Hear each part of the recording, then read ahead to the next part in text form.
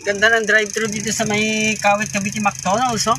Dalawa ang drive-thru nila. Diyan sa kabila, sabi dyan, drive-thru any lane, anytime. Alright. So, papasok tayo dito. Ginutom ako, kaya talan tayo dito.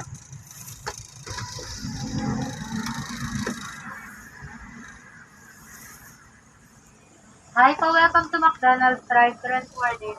Hi, good evening. Isang cheeseburger, yung large fries and large drinks. Ano po, hindi? Coke na lang.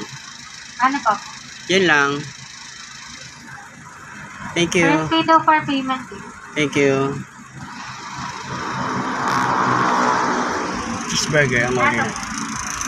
Cheeseburger ang order ko, kaya diretso na tayo dito. Ay, nauna pa ako dun sa isang nakaano sana.